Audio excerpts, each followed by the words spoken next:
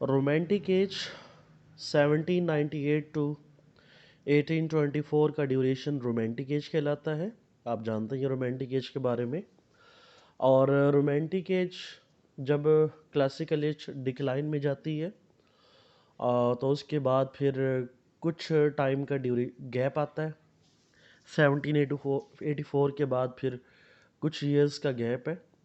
और उसके बाद फिर 1798 में रोमांटिक एज स्टार्ट होती है। और रोमांटिक एज का आगाज़ किसके साथ होता है? पब्लिकेशन ऑफ लिरिकल बैलेड्स की पब्लिकेशन के साथ 1798 by Wordsworth and Coleridge. Wordsworth और कॉलरिज ये दोनों लिरिकल बैलेड्स पब्लिश करते हैं। ये एक कलेक्शन ऑफ पोएम्स है, लिरिकल बैलेड्स, जिसमें वर्ड्सवर्थ और कॉलरिज दोनों की पोएम्स शामिल हैं। ज़्यादा पोएम्स वर्ड्सवर्थ की हैं और थोड़ी सी पोएम्स कॉलरिज के भी हैं। फिर second edition of lyrical ballad 1800 में पब्लिश होता है। उसके बाद फिर थर्ड एडिशन आता है 1802 में। इस तरह और भी इसकी फिर एडिशंस आगे आते हैं। तो इसमें लिरिकल बैलेड्स के प्रीफेस में वर्ड्सवर्थ पोइट्री को डिफ़ाइन करते हैं कि spontaneous overflow of powerful emotion. तो ये पोइट्री की डेफिनेशन है। That was antithesis of classical definition of poetry. कि क्लासिकल एज में क्या किया गया कि बड़े राइटर्स को उनके स्टाइल को, थीम, फॉर्म को कॉपी करने की कोशिश की गई एग्जैक्टली। लेकिन वर्ड्सवर्थ ने जो पोइट्री की डेफिनेशन दी उसमें ये था कि पोइट्री को क्रिएट नहीं किया जाता, बल्कि वो खुद स्पॉन्टेनियसली जो पावरफुल इमोशंस होते हैं वो पोइट्री को जनरेट करते हैं। तो इस तरह वर्ड्सवर्थ को क्रेडिट जाता है रोमांटिक एज को स्टार्ट करने का। Some critic called the romantic revival as Renaissance of wonder. तो ये सेकंड रोमांटिक एज भी कहलाती है। First romantic age Renaissance age है, तो इसलिए इसको रोमांटिक एज को रिवाइवल ऑफ रेनिसेंस एज, इसको रेनिसेंस ऑफ वंडर कहा जाता है। Romantic poetry was antithesis of classical poetry. Imagination was fundamental for romantics. और एक रोमांटिसिज्म में मेन जो इम्पोर्टेंस है वो इमेजिनेशन को है, कि ये इमेजिनेशन पर बिलीव रखते हैं। और जो क्लासिकल हैं दे बिलीव इन रियलिटी। और इसमें attack on artificial and formal style of classical school of poetry. तो इसमें आर्टिफिशियल और फॉर्मल स्टाइल पे अटैक है जो कि क्लासिकल स्कूल की करेक्टरिस्टिक्स है।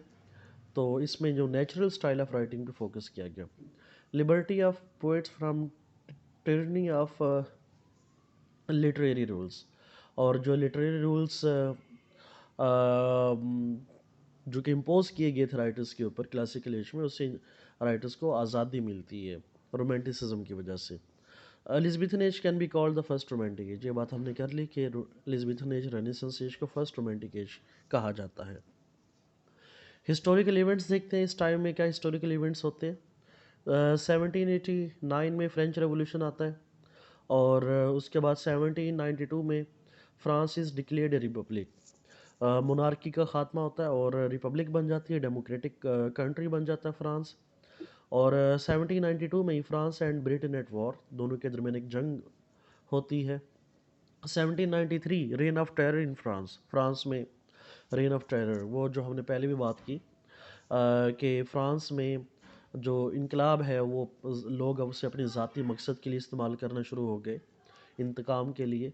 तो वो जो फिर 1793 का जो टाइम था, rain of terror in France कहलाता है। फिर 1799 में फिर ये इनकलाब, फ्रेंच रेवोल्यूशन ख़त्म हो जाता है।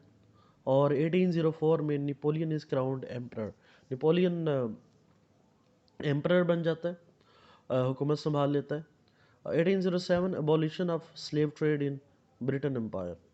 तो स्लेव ट्रेड का ख़ात्मा हो जाता है ब्रिटेन एम्पायर के अंदर, उस पर पाबंदी लग जाती है। 1815 Napoleon is defeated at Waterloo by Willingdon.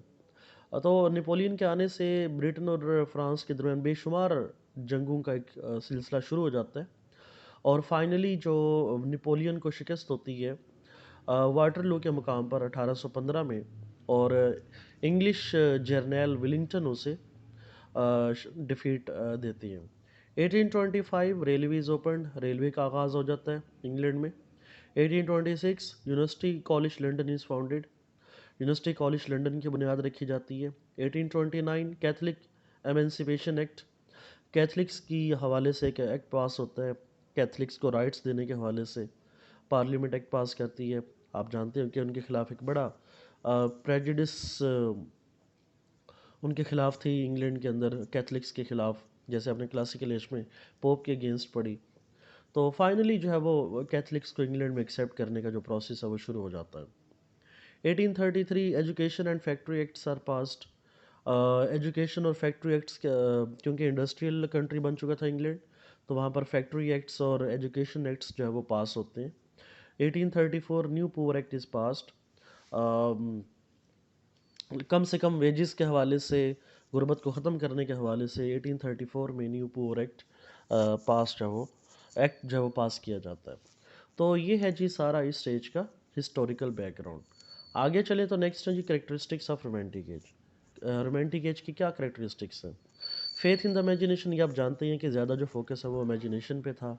Faith in the individual, individuality पे फोकस है कि हर इंसान को इम्पोर्टेंस दे, उसकी जो कैपेसिटी है, उसकी जो इंडिविजुअलिटी है, उसको जो है वो इम्पोर्टेंस दें कि जो शख्स जिस तरह लिखना चाहे उसे आज़ादी होनी चाहिए। इंटरेस्ट इन द पास्ट जी, ग्रीक लिटरेचर, मेडिवल लिटरेचर को रिवाइव किया गया, उन स्टोरीज़ में इंटरेस्ट लिया गया। इंटरेस्ट इन नेचर, और ये जितने भी रोमांटिक पोइट्स हैं वो सारे के सारे नेचर के बहुत क्लोज हैं, सिटी लाइफ को पसंद नहीं करते और नेचर को ज़्यादा आइडियलाइज करते हैं अपनी पोएम्स के अंदर। आगे चलते हैं तो लिटरेचर की बात करते हैं, उसमें सबसे पहले पोइट्री की बात करेंगे। पोइट्स ऑफ रोमांटिक एज, तीन पार्ट्स में हम इसे डिवाइड करते हैं। पहला ग्रुप है द लेक पोइट्स, दूसरा ग्रुप है द स्कॉट ग्रुप और तीसरा है द यंग ग्रुप। तो ये तीन ग्रुप्स हैं पोइट्स के। सबसे पहले हम देखते हैं the lake group. Lake group में क्या है? ये वो ग्रुप है कि जो कि जिसके हेड वर्ड्सवर्थ थे, और इसको लेक डिस्ट्रिक्ट से इसका नाम जो है वो लेक ग्रुप रखा गया। वर्ड्सवर्थ लेक डिस्ट्रिक्ट में रहते थे। तो इस और बाकी जो दोस्त हैं वो भी किसी न किसी तरह लेक डिस्ट्रिक्ट के साथ एसोसिएटेड थे, आते जाते रहते थे, इसलिए इनको लेक पोइट्स कहा जाता है। They worked in close cooperation, their lives were spent partly in the Lake District, only Wordsworth was born there. Wordsworth का ये वहाँ पर आबाई इलाका था, बाकी वहाँ पर अटैच थे वर्ड्सवर्थ के साथ। Linked by friendship, revolutionary ideas in youth, तो ये उस वक्त थे जब फ्रेंच रेवोल्यूशन जो है वो आ रहा था। ये बड़े ऑप्टिमिस्टिक थे और इन्हें उम्मीद थी कि फ्रेंच रेवोल्यूशन से एक बहुत बड़ी तब्दीली जो है वो आएगी। और इसमें देखें तो इसमें वर्ड्सवर्थ, कॉलरिज और सदे, ये तीन बड़े पोइट्स लेक ग्रुप के अंदर शामिल हैं। विलियम वर्ड्सवर्थ की बात करें तो 1770 से लेकर 1850 तक इनका ड्यूरेशन है, और the credit of originating the romantic movement goes to him. Romantic movement start करने का क्रेडिट इन्हीं को जाता है। The spontaneous overflow of powerful feeling, ये इनकी डेफिनेशन है, ये हम डिस्कस कर चुके। इनका वर्क देखें तो इन्होंने सोनेट्स लिखी जैसा कि to Milton, Westminster bridge, the world is too much with us, ये इनकी सोनेट्स हैं। आगे ऑड्स लिखी, ode to duty, ode on the intimations of immortality, और कुछ पोएम्स लिखी जैसे कि रेजोल्यूशन है, इंडिपेंडेंस है, योर ट्रीज, द सिम्पटन पास है और टिंटरन एबे, ये इनकी पोएम्स हैं। और कुछ एपिक्स भी लिखी जैसे कि the prelude, the excursion, the recluse, ये इनकी एपिक्स हैं। प्रील्यूड ये बड़ी फेमस इनकी एपिक है, होपफुली आपने इसको पढ़ा भी होगा, और अगर आपने नहीं पढ़ा तो ये लाजमी पढ़नी है क्योंकि ये यूनिवर्सिटीज़ के सिलेबस में इंक्लूडेड है। टेनिसन ने इनके बारे में क्या कहा? अटर्ड नथिंग बेस, क्योंकि ये रोमांटिक थे, टेनिसन क्लासिकल थे, और इन्होंने ट्रिवियल सब्जेक्ट्स के बारे में वर्ड्सवर्थ ने लिखा जैसे कि daffodil, solitary ripper, Lucy grey, आम थीम्स पर लिखा। तो इसलिए इनके बारे में टेनिसन कह रहे हैं कि कोई ख़ास चीज़, कोई ख़ास थीम इनकी पोइट्री में मौजूद नहीं है। उसके बाद फिर आगे चले तो नेक्स्ट है Samuel Taylor Coleridge, S T Coleridge भी कहा जाता है। 1772 से लेकर 1834 इनका ड्यूरेशन है। वर्ड्सवर्थ के ये दोस्त थे, और Wordsworth deals with naturalism, Coleridge deals with super naturalism. तो वर्ड्सवर्थ जो है वो नेचुरलिज्म पर बिलीव रखते थे और कॉलरिज सुपर नेचुरलिज्म पर बिलीव रखते थे। He came under the spell of French Revolution से ये इम्प्रेस थे। Man of gigantic genius but lack of will power and addiction to opium. बहुत ही एक्स्ट्रॉर्डनरी जीनियस के ये मालिक थे कॉलरिज। और लेकिन इनकी ये एक प्रॉब्लम थी कि ये इनको ओपियम एडिक्शन थी, नशा करते थे, और इसी वजह से इनकी जो विल पावर थी बहुत वीक थी, इसलिए जो है वो इतना ज़्यादा लिटरेचर ये प्रोड्यूस ना कर सके। हाँ, और लेकिन वो कहा जाता है कि ये वर्ड्सवर्थ से भी ज़्यादा जीनियस पर्सनैलिटी थे।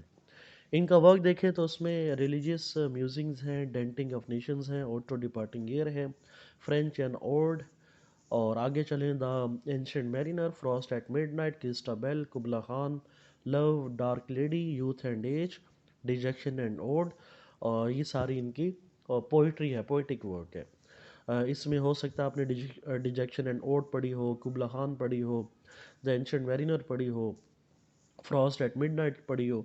तो ये इनकी मोस्ट पॉपुलर पोइम्स हैं। बायोग्राफिया लिटरेरिया ये इनका एक प्रोज वर्क है, क्रिटिकल वर्क भी कहलाता है। 1817 में इन्होंने ये प्रोज वर्क लिखा।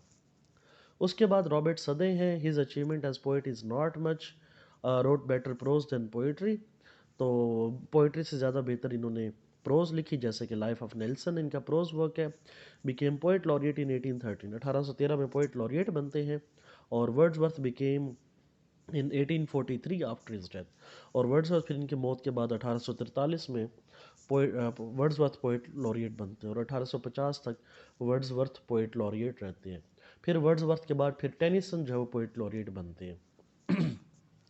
तो इस तरह यहाँ तक था ये लेक ग्रुप, जिसमें ये 3 पोइट्स शामिल हैं।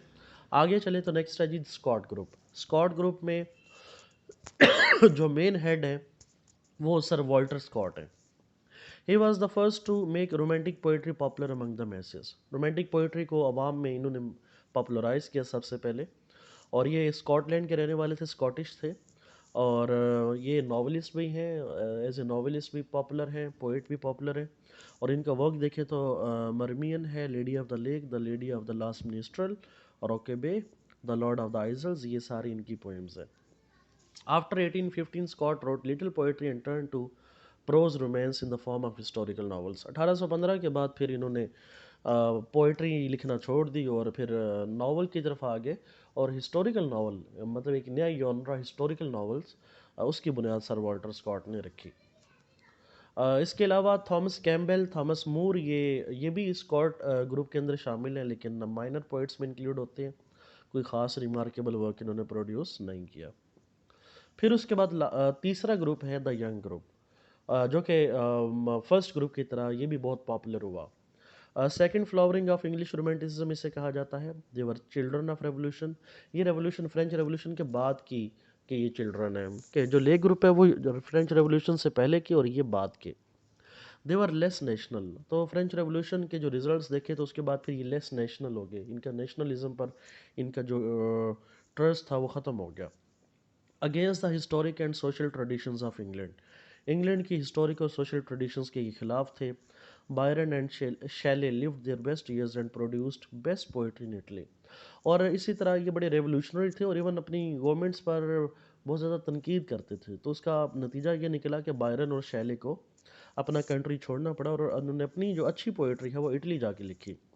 Keats was interested in Greek mythology than in the life around him. इसी तरह कीट्स की बात करें तो अपनी सोसाइटी से ज़्यादा ग्रीक माइथोलॉजी में वो इंटरेस्टेड थे। और इनको यंग ग्रुप इसलिए कहा जाता है because they died young. No, सारे जवानी में ही ये इनकी डेथ होगी और इनकी डेथ के साथ ही अचानक से ये रोमांटिसिज्म जो उसका खात्मा हो जाता है। बायरन की बात करें तो 36 ईयर्स की एज में इनकी डेथ होती है, शैले 30 ईयर्स की एज में, कीट्स 25 और 26 ईयर्स की एज में इनकी डेथ होती है। पहले सबसे पहले बात करें तो Lord George Gordon Byron, Lord Byron भी नहीं कहा जाता है।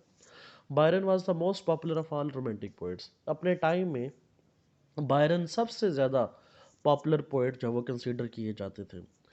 Now low position in the hierarchy of romantic poets, लेकिन आजकल इन्हें लो पोइट कंसीडर किया जाता है। Showed regard for poets of classical as, ठीक है। और बायरन की एक और क्वालिटी ये है कि ये रोमांटिक से ज़्यादा ये क्लासिकल थे। और इसीलिए ही रिडिक्यूल्ड हिज ओन कंटेम्परेरीज, अपने जो फेलो पोइट्स उन पे इन्होंने क्रिटिसाइज भी किया। आर्टिस्टिकली इम्परफेक्ट है, मतलब जो इनकी क्रिएशन है, उनका जो स्टाइल है वो आर्टिस्टिकली इम्परफेक्ट कहलाता है। क्यों कहलाता है? क्योंकि इनका slip shot and careless style के इनके बारे में कहा जाता है कि पोइट्री लिखने के बाद ये रिवाइज नहीं करते थे, जिसकी वजह से बेशुमार मिस्टेक्स इनकी पोएम्स के अंदर मौजूद है। इनका रोमांटिक पैराडॉक्स कहा जाता है क्योंकि ये क्लासिकल थे और लेकिन रोमांटिक एज से बिलोंग करते हैं, रोमांटिक ग्रुप से बिलोंग करते हैं, इसीलिए इनको रोमांटिक पैराडॉक्स कहा जाता है। इनका इंपॉर्टेंट वर्क देखें तो Childe Harold pilgrimage, Beppo, Don Juan, ये इनका इम्पोर्टेंट वर्क है। नेक्स्ट फिर आगे चले तो बायरन के बाद पीबी शैले हैं 1792 से लेकर 1822। तो पीबी शैले की बात करें, शैले एक रेवोल्यूशनरी आइडियलिस्ट है। ये बहुत रेवोल्यूशनरी पर्सनैलिटी कहलाते हैं Shelley. Prophet of hope and faith, ये और ऑप्टिमिस्टिक पोइट भी कहलाते हैं, मतलब इन्हें बड़ी उम्मीद थी कि अच्छा टाइम आएगा। Demanded golden age, prophecy of new age, इन्होंने एक नई एज, एक गोल्डन एज की प्रोफेसी भी की और उसको डिमांड भी किया। He came under the influence of William Godwin's political justice. तो विलियम गॉडविन्स एक पोइट, एक राइटर हैं, उनका वर्क है पॉलिटिकल जस्टिस, उससे ये बहुत ज़्यादा इम्प्रेस थे। और ही वॉज अगेंस्ट अथॉरिटीज़, और अपने मुल्क की जो अथॉरिटीज़ हैं, इंस्टीट्यूशन से ये बहुत ज़्यादा उनके अगेंस्ट थे, उनके ख़िलाफ़ लिखा, इसलिए इनको फिर इंग्लैंड छोड़ना पड़ा और इटली जाना पड़ा। और इनका वर्क देखें तो उसमें क्वीन मैब है, रिवोल्ट ऑफ इस्लाम, ऑस्मेंडियस, और to the west wind, cloud skylark, ये सारे इनके वर्क्स हैं। फिर नंबर 3 पे लास्ट में आते हैं जॉन कीट्स। जॉन कीट्स के बारे में आप जानते हैं कि बिल्कुल जवानी में इनकी डेथ हुई 25 और 26 ईयर्स की एज में। 1795 में पैदा होते हैं और 1821 में इनकी डेथ होती है। He devoted himself entirely to the worship of beauty and writing poetry, और इन्होंने अपने आप को 100% ब्यूटी और पोइट्री लिखने के लिए वक्फ किया। और इनका सिर्फ जो अल्टीमेट गोल था वो नेचर के बारे में लिखना, ब्यूटी के बारे में लिखना, तो ये इनका गोल था। ही केम टू पुअर फैमिली से बिलोंग करते थे। वर्कड एज डॉक्टर्स असिस्टेंट, एक डॉक्टर के असिस्टेंट थे। His passion for writing poetry was raised by his reading the fairy queen. Fairy queen जो कि स्पेंसर ने लिखी, तो उसको पढ़ के इनका जो पोइट्री के लिए पैशन है वो अरोज होता है और फिर ये पोइट्री लिखते हैं। फर्स्ट वॉल्यूम ऑफ पोएम्स केम 1817, और 1817 में फर्स्ट वॉल्यूम पब्लिश होता है। He lost his father when he was only 9 years की एज में इनके फादर की डेथ होती है। His mother and brother died of tuberculosis. तो इनकी मदर और जो ब्रदर है वो टीबी की वजह से उनकी डेथ होती है, और ये खुद भी टीबी के पेशेंट थे और उसी वजह से इनकी डेथ हो गई। Disappointment in love for Fanny Brawne, और फैनी ब्राउन जिससे ये मोहब्बत करते थे, बिलवर्ड थी इनकी, तो उनकी जो कहा जाता है कि अम, इनको डिसीव किया और उसकी वजह से बहुत ज़्यादा डिसअपॉइंटेड थे, और उसकी वजह से भी बहुत ज़्यादा इन्होंने सफरिंग बर्दाश्त की। बहुत सारी उन पर पोएम्स भी लिखी, जैसे कि ला बेल डेम सेंस मर्सी है। तो ये भी इनकी पोइट्री का, इनकी लाइफ का, ट्रेजिक लाइफ का एक इम्पॉर्टेंट पार्ट है। ही डाइड इन रोम, और इनकी फाइनल जो डेथ है वो रोम में होती है। 1820 is called living year in his life. 1820 का जो टाइम है वो इनकी ज़िंदगी का लिविंग ईयर कहलाता है, मतलब उसमें इनको सबसे ज़्यादा पॉपुलैरिटी हासिल हुई। He wanted to become the poet of human heart one with Shakespeare. जिस तरह शेक्सपियर ने human heart, human personality, human emotions को बड़ा डिटेल में रिवील किया, तो ये भी शेक्सपियर की तरह के एक पोइट बनना चाहते थे। इनका वर्क देखें तो इज़ाबेला है, the Eve of Saint Agnes है, हाइप्रियन है, एंडेमियन 400 लाइन्स की एक पोएम है, ला बेल्डेम सेंस मर्सी। तो ये सारा इनकी मेजर पोएम्स है। आगे ओड्स देखें, इन्होंने ओड्स भी लिखी, to a nightingale, on a Grecian urn, to autumn, ये सारी इनकी ओड्स कहलाती हैं। तो इस तरह कीट्स एक बहुत ही बड़े, एक जीनियस पोएट कहलाते हैं, और कहा जाता है कि अगर कीट्स कुछ अरसा और ज़िंदा रहते तो हमारे पास इंग्लिश पोइट्री में पढ़ने के लिए बहुत और अच्छी पोएम्स होती, लेकिन अनफॉर्चुनेटली इनकी अर्ली डेथ हो जाती है। तो इस तरह यहाँ पे ये रोमांटिक पोइट्री ख़त्म होती है और फिर रोमांटिक प्रोज स्टार्ट हो जाती है। प्रोज में क्या है जी, no revolt of prose writing against 18th century, कि पोइट्री में तो रिवॉल्ट है कि क्लासिकल पोइट्री से अगेंस्ट रोमांटिक पोइट्री लिखी गई, लेकिन प्रोज में कोई रिवॉल्ट नहीं है।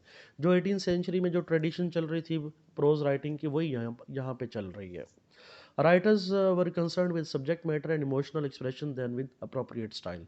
हाँ, सिर्फ ये चेंज आया कि अप्रोप्रिएट स्टाइल के बजाय जो सब्जेक्ट मैटर है, जो कि जिसमें इमोशनल रिप्रेजेंटेशन है, वो स्टाइल जो है वो डोमिनेंट हुआ, और जो स्टाइल पे ज़्यादा फोकस जो है वो ना किया गया, सब्जेक्ट मैटर पे ज़्यादा फोकस किया गया प्रोज के अंदर। डिक्लाइन ऑफ ग्रैंड स्टाइल भी इसलिए इसे कहा जाता है क्योंकि वो जो क्लासिकल स्टाइल को छोड़ दिया गया, इसीलिए इसको डिक्लाइन ऑफ ग्रैंड स्टाइल कहा जाता है प्रोज में। प्रोज में देखें तो बहुत बड़े प्रोज राइटर हैं, बहुत बड़े क्रिटिक हैं, Charles Lamb. He is humble honest self sacrificing life इन्होंने गुजारी, और इनके दो इम्पॉर्टेंट वर्क्स हैं, एसे ऑफ एलिया 1823 में लिखा, लास्ट एसेज 1833, और इनको प्रिंस अमंग इंग्लिश एसिस्ट कहा जाता है चार्ल्स लैम को। तो बहुत बड़े क्रिटिक और प्रोज राइटर हैं अपने टाइम के। विलियम हैज़लेट हैं जी, चार्ल्स लैम के दोस्त भी हैं, मैन ऑफ वायलेंट टेम्पर हैं, और लेकिन इनका जो मिजाज है वो बहुत वायलेंट टेम्पर के नाम से मशहूर है। और स्ट्रॉन्ग लाइक्स एंड डिसलाइक्स पर ये बिलीव रखते थे, इवन के अपने कंट्री के ही ये खिलाफ थे। और कैसे he supported Napoleon when he attacked England, जब नेपोलियन ने इनके मुल्क पे अटैक किया, इंग्लैंड पे अटैक किया, तो ये इन्होंने नेपोलियन को सपोर्ट किया, मतलब अपने दुश्मन को सपोर्ट किया। तो इसीलिए जो अथॉरिटीज़ और बाकी सारे लोग जो है वो इनको छोड़ गए और इनको पसंद नहीं करते थे। सिर्फ इनकी अपनी आखिरी जो ईयर्स थे ज़िंदगी के, उसमें सिर्फ चार्ल्स लैम्ब इनके साथ थे, बाकी सारे लोग छोड़ गए इनको। इनका वर्क है the spirit of the age. As a prose writer जो है वो बहुत अच्छे प्रोज राइटर कंसिडर किए जाते हैं। उसके बाद थॉमस डी क्विंसी हैं, imaginative and melodious pros writer इन्हें कहा जाता है, और ये भी मैन ऑफ स्ट्रॉन्ग प्रेजुडिसेस इनको कहा जाता है। इनका वर्क है कन्फेशन ऑफ एन इंग्लिश ओपियोमीटर, और दूसरा है जॉन ऑफ अर्क, ये हिस्टोरिकल ऐसे है। तो इस तरह ये दो बड़े हमारे पास तीन बड़े प्रोज राइटर रोमांटिक एज में मौजूद हैं। फिर आगे चलते हैं जी नावल राइटिंग के। विक्टोरियन एज में नावल, रोमांटिक एज में नावल में क्या कंट्रीब्यूशन है। दो तरह के नावल्स यहाँ पर लिखे गए। एक तो है जी प्योर नावल, जो कि जिस तरह आप क्लासिकल एज में Henry fielding, Richardson, Oliver Goldsmith, जो जिन्होंने नावल लिखा, तो उस ट्रेडिशन पे नावल लिखा गया जिसे हम प्योर नावल कहते हैं। तो एक और भी टाइप थी, उसे हम कहते हैं गोथिक नावल। ये एक नई टाइप थी इंग्लिश नावल के अंदर, गोथिक नावल, जिसको टेरर नावल भी कहा जाता है, इसको स्कूल ऑफ एग्जेजरेटेड रोमांस भी कहा जाता है गोथिक नावल को। तो ये कौन सा नावल है? Gothic novel came under the spirit of medievalism. तो ये मेडिवलिज्म की जो स्पिरिट है इस गोथिक नावल के अंदर जो वो पाई जाती है। और इसका ओरिजिन कहाँ से होता है? होरेस वॉलपुल्स। होरेस वॉलपुल ये इटालियन नॉवलिस्ट हैं, और इनका वर्क है द कासल ऑफ ओरटेंटो। 1746 में कासल ऑफ ओरटेंटो इन्होंने लिखा, होरेस वॉलपुल्स ने। तो वहाँ से फिर ये हॉरेस वॉलपुल के नावल को फिर जो जो गोथिक नावल्स हैं इंग्लिश राइटिंग के अंदर, उन्होंने इसको कॉपी किया, और उस स्टाइल पे फिर यहाँ पे गोथिक नावल इंग्लैंड में लॉन्च होता है। और मिसेस एन रेडक्लिफ हैं जो कि गोथिक नावल को इंग्लैंड में इंट्रोड्यूस करवाती हैं। इन्होंने 5 नावल्स लिखे जिसमें 2 बड़े फेमस हैं, जैसे कि द मिस्ट्रीज ऑफ यूडेल्फो है, द इटालियन। तो ये दोनों गोथिक नावल्स हैं। तो इस तरह Mrs Ann Radcliffe gothic novel को इंग्लैंड में इंट्रोड्यूस करवाती हैं, और होरेस वॉलपुल से ये इम्प्रेस होती हैं। उसके अलावा बाकी भी हमारे पास गोथिक नावलिस्ट हैं, जैसे कि मैथ्यू ग्रीगोरी लेविस हैं।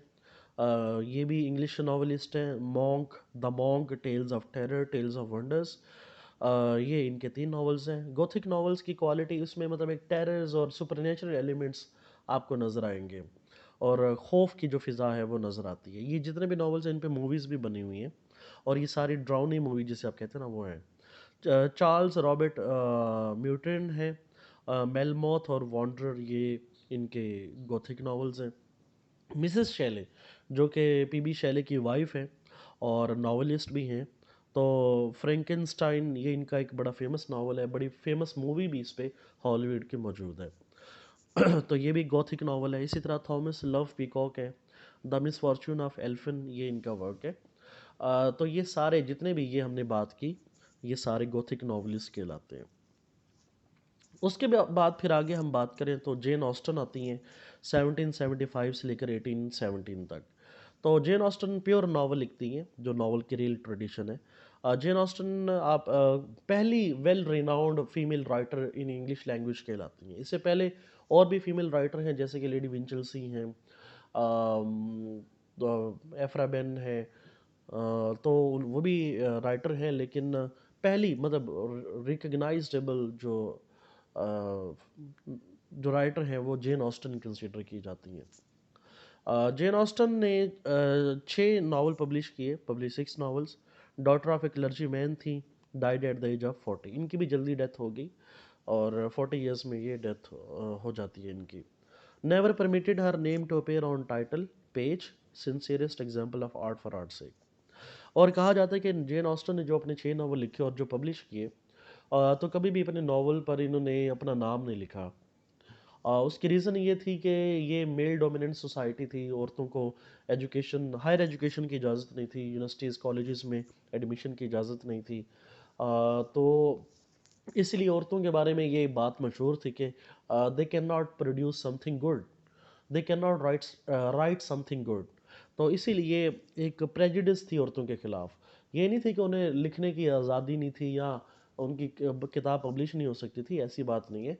सिर्फ ये एक माइंडसेट था कि वो अच्छा नहीं लिख सकती। इसीलिए इन्होंने अपनी जो नावल्स हैं वो विदाउट अपने नेम जो है वो पब्लिश किए। तो इसलिए इसको कहा जाता है आर्ट फॉर आर्ट से, कि अपनी शोहरत के लिए इन्होंने नावल नहीं लिखे, पैसे कमाने के लिए नहीं लिखे, बल्कि आर्ट फॉर आर्ट से के पर्पज़ से अपने नावल्स को लिखा। इनके वर्क्स देखें तो उसमें प्राइड एंड प्रेजुडिस है, जिसका पहला नाम फर्स्ट इंप्रेशन था, बाद में चेंज होके प्राइड एंड प्रेजुडिस बना। सेंस एंड सेंसिबिलिटी, ये इनका फर्स्ट नावल था। फर्स्ट नावल इनका सेंस एंड सेंसिबिलिटी था, लेकिन जो ज़्यादा पॉपुलर हुआ वो प्राइड एंड प्रेजुडिस था। इसके अलावा ईमा है, मैन्सफील्ड पार्क है, नॉर्थएंगर एबे है, परस्यूएशन, ये 6 इनके नावल्स हैं। और जेन ऑस्टन की जो लिमिटेड रेंज है वो बहुत पॉपुलर है। मतलब क्या है कि इनके नावल्स की अगर आप थीम देखें तो थीम में आपको सिर्फ जो विमेन के जो मैरिज इश्यूज़ हैं, सिर्फ वही आपको इनके थीम्स में नज़र आएंगे। इसलिए इनकी जेन ऑस्टन की लिमिटेड रेंज फेमस है। मतलब सिर्फ औरतों के जो इश्यूज़ हैं और मैरिज रिलेटेड इश्यूज, सिर्फ उन्हीं को अपने नॉवेल्स में ये डील कर रही हैं। तो इसीलिए जेन ऑस्टन की जो लिमिटेड रेंज है that is very popular. Jane Austen के अलावा जो सेकंड नॉवलिस्ट हैं वो हैं sir Walter Scott. Sir Walter Scott के बारे में हमने अभी पढ़ा कि वो पोइट भी थे, लेकिन फिर बाद में नॉवल राइटिंग की तरफ आते हैं। डिफरेंट फ्रॉम जेन ऑस्टन है, he is the first writer of historical novel. Historical novel की जो ट्रेडिशन है वो इन्होंने इंट्रोड्यूस करवाई, और हिस्टोरिकल नावल के ओरिजिनेटर सर वॉल्टर स्कॉट हैं। हिस्टोरिकल नावल में इन्होंने क्या लिखा कि क्योंकि ये स्कॉटलैंड के थे बेसिकली, तो स्कॉटलैंड और इंग्लैंड की जो सरहदी इलाकों पे जो लोग रहते थे, उनकी लाइफ के ऊपर इन्होंने नॉवेल्स ज़्यादातर लिखे। तो और जो इंग्लैंड और स्कॉटलैंड की जो हिस्ट्री है, उस पर नॉवेल्स लिखे, इसलिए इनके नॉवेल्स हिस्टोरिकल नॉवेल्स कहलाते हैं। Style of Scott is often inartistic. Jane Austen से ये ज़्यादा सक्सेसफुल नावलिस्ट नहीं है। जेन ऑस्टन इनसे ज़्यादा बेहतर नावलिस्ट कंसिडर की जाती हैं, और इनका जो स्टाइल है वो जेन ऑस्टन के मुकाबले में इन आर्टिस्टिक कंसिडर किया जाता है। इनके बाकी नावल्स देखते हैं तो उसमें क्या है, गाय मैनरिंग है, द एंटीक्वेरी है, ओल्ड मोर्टेलिटी है, द हार्ट ऑफ मिडलोथियन है, आइवन हो है, ये इनका फर्स्ट हिस्टोरिकल नावल है। कैनिलवर्थ है, क्वेंटिन ड्यूवर्ड है, द टेलिस्मन और द मोनेस्ट्री, सेंट रोनिन्स वेल, ये सारे सर वॉल्टर स्कॉट के हिस्टोरिकल नावल्स हैं। तो इस तरह नावल, क्योंकि छोटी सी एज है और सिर्फ 2 ही नावलिस्ट हमें इस एज में नज़र आते हैं, बाकी जो नावलिस्ट हैं वो गोथिक नॉवेलिस्ट है। वो भी एक ट्रेडिशन, नई ट्रेडिशन जो कि इस एज में हमारे सामने आती है, लेकिन फिर बाद में गोथिक नॉवेलिस्ट नॉवेल्स का जो सिलसिला है वो ख़ास तौर पर जो है वो ना चल सका। तो ये जो प्योर नॉवल है ये फिर आगे मज़ीद ग्रो करता गया। तो that's all about romantic as. Hopefully आपको इसका एक ओवरव्यू मिल गया होगा। कोई यहाँ तक आपका क्वेश्चन है तो आप मुझसे पूछ सकते हैं। तो नॉवल, पोइट्री में, प्रोज में और नॉवल में रीजनेबल कंट्रीब्यूशन इस एज की मौजूद है। तो 24 साल के ड्यूरेशन पर ये एज मुश्तमिल है। और 1824 में इस एज का अचानक से ख़ात्मा हो जाता है। और फिर आगे विक्टोरियन एज और इसकी एज के दरमियान कोई 7-8 साल का गैप है, और उसको बैरन ईयर कहा जाता है। उसमें माइनर पोइट्स मौजूद हैं, लेकिन जिन्होंने रोमांटिक ट्रेडिशन को फॉलो करने की कोशिश की, लेकिन वो स्टैंडर्ड अचीव नहीं कर सके। So that's all about romantic as. कोई आपका क्वेश्चन है तो आप पूछ सकते हैं।